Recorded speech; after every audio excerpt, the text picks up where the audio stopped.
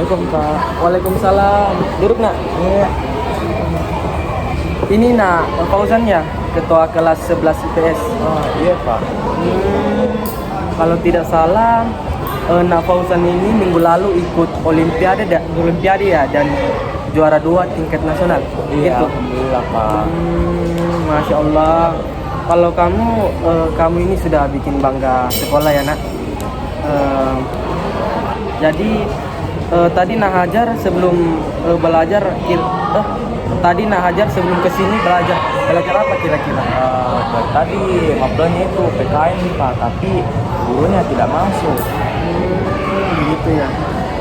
Jadi nampaknya muka kami ini ceria ya. Jadi ada apa maksud Nah Fauzan masuk ke ruang BK? Tujuannya untuk apa ini? Kalau Bapak boleh tahu. Begini Pak, ada masalah tapi tidak kita cerita ke siapa-siapa itu Pak.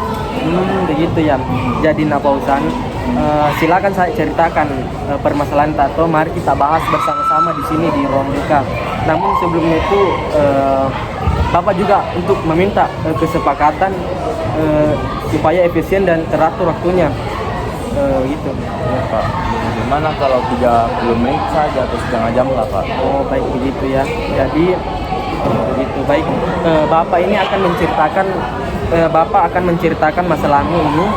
Tidak menceritakan masalah ini kepada siapapun karena di BK sendiri itu punya asas kerahasiaan yang dimana asas kerahasiaan itu tidak diceritakan kepada guru atau siswa yang lain. Jadi tenang saja, aman gitu masalah atau tidak Bapak ini tidak ceritakan kepada yang lain.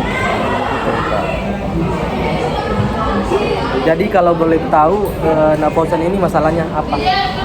Jadi begini Pak, saya ini terbebani sekali dengan tugas-tugas, apalagi banyak sekali tugas yang menumpuk Pak.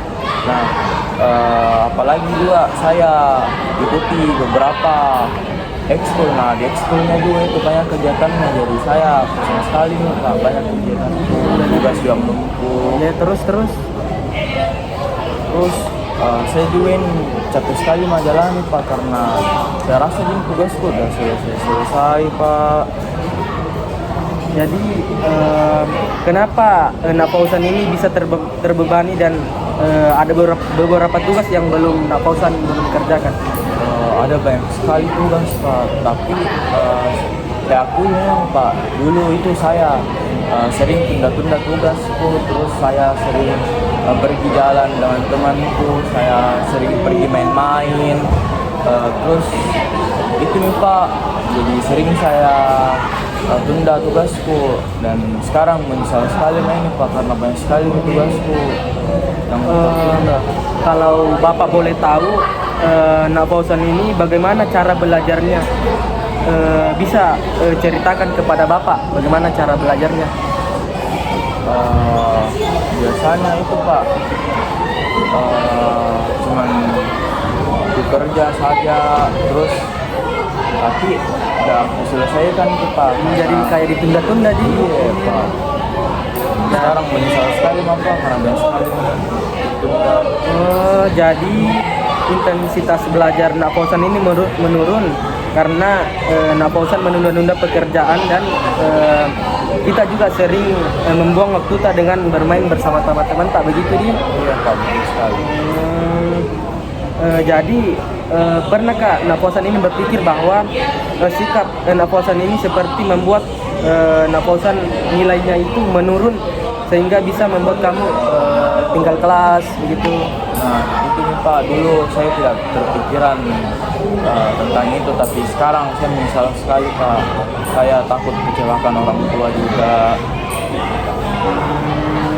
Ya Bapak mengerti perasaannya Nah Fauzan sekarang.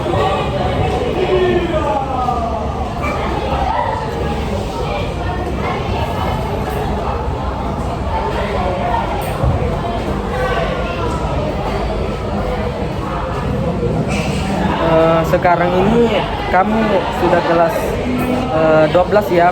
Tahun depan sudah kamu lalui dari awal mula kamu mengikuti seleksi masuk sekolah dan sampai akan melanjutkan kuliah. Nah,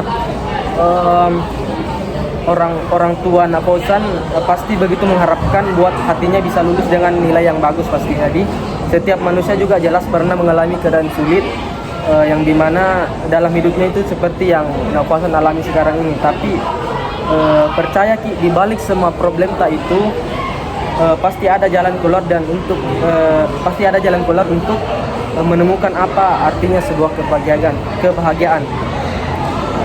Saya bingung dulu apa harus bagaimana.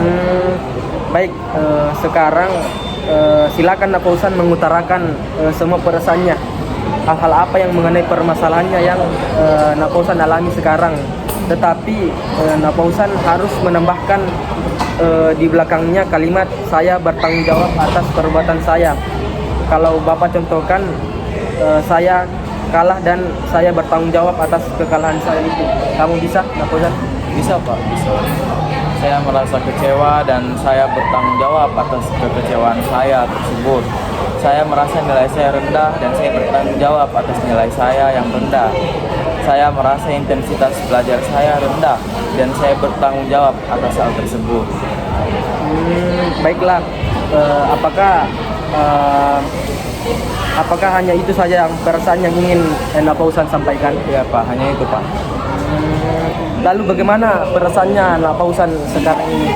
Apakah sudah membaik atau bagaimana? Iya Pak, sekarang saya lebih tersadar akan tanggung jawab diri saya sendiri. Terus saya juga lebih sadar akan kesalahan yang saya buat. Jadi Nak Fauzan ini merasa sudah sadar ya akan perasaan-perasaannya yang mungkin Nak Fauzan ingkari selama ini.